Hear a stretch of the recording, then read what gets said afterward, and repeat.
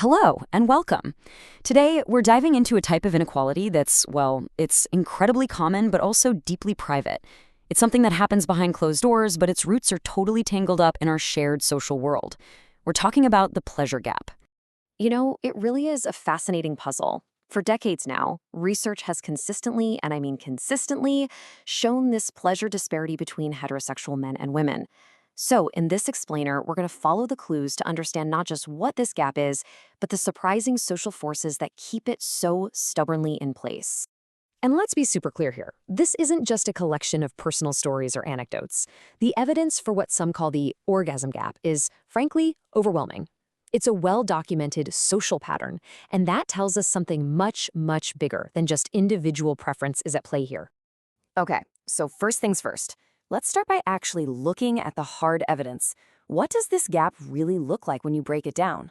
So, while the exact percentages might vary a bit from study to study, the picture they paint is always the same. In heterosexual encounters, men report reaching orgasm way more often than their female partners. And it's this very consistency, this pattern, that tells researchers, hey, this probably isn't just about biology, it's about society. So if biology isn't the full story, then what is going on here? Let's start digging in and uncovering some of the first clues. And this is where the mystery really deepens. Because from a purely physical, sort of mechanical standpoint, achieving female orgasm isn't some great unsolved puzzle. The science is actually very, very clear on what works.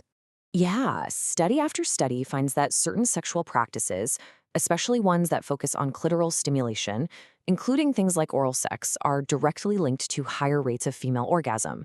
So scientifically speaking, we've already got the physical roadmap to closing this gap. It's not a secret. And here we have it, the central puzzle.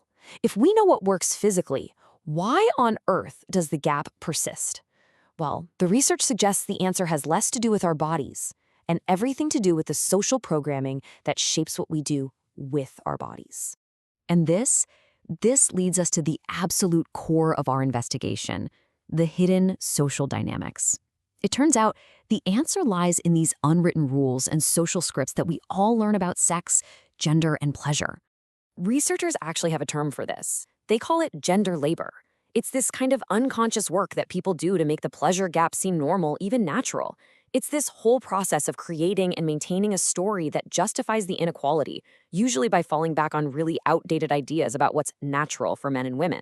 This quote from the research it perfectly sums up the end result of all that gender labor. It creates this narrative where a man's orgasm is seen as the natural, automatic, default setting, while a woman's orgasm gets framed as, well, as extra credit, something that requires special effort or work, and, might not even happen at all. And believe me, this isn't just some abstract theory. This script has real-world consequences. It directly shapes what happens and what doesn't happen in the bedroom. It creates a dynamic where sex is often structured around ensuring that natural outcome, the man's pleasure, while the woman's pleasure gets treated more like a secondary goal, a nice-to-have. So how does a social script like this actually take hold? I mean, it doesn't just appear out of thin air. It gets reinforced by a whole set of factors that either empower women to seek their own pleasure or subtly discourage them from doing it. You can almost think of it like a kind of pleasure equation. On one side, you've got the stuff that boosts pleasure, things like sexual autonomy, that feeling that your choices are truly your own, body esteem, and assertiveness, so the ability to actually say what you want. And then on the other side, you've got the things that totally compromise it, sexual compliance, power imbalances, and self-silencing. It's a pretty clear battle between agency and passivity. Let's just take sexual compliance for a second. The research defines this as willingly saying yes to sex you don't actually want, maybe to please a partner. And studies show this happens way more often with women, and no surprise here, these experiences are rated as way, way less pleasurable. It's the direct result of a script that tells you to prioritize your partner's pleasure over your own. So, if the problem is a social script, the solution has to be to rewrite it, right?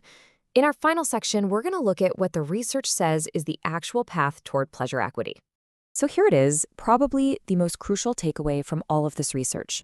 The pleasure gap is not inevitable. It is not our biological destiny. It is a social construct, built from these scripts we all follow.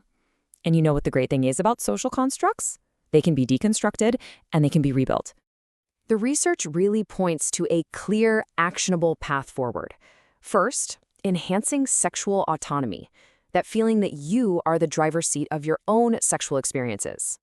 Second, practicing sexual assertiveness, which is really about having the confidence to voice what you want. And third, consciously shifting the goal away from some kind of performance and towards a shared experience of mutual pleasure. So when you boil it all down, the takeaway here is that closing the pleasure gap is less about mastering some specific technique and way more about fundamentally changing the whole dynamic. It's about agency, it's about open communication, and it's about actively challenging those old, unhelpful ideas about whose pleasure is the default and whose is the afterthought. And that leaves us with a final, pretty powerful thought to chew on. The research frames this whole pleasure gap not as some personal failing, but as a symptom of a much broader inequality. So, what if the personal pursuit of pleasure is also, in fact, a powerful pursuit of equality? Thanks for joining me.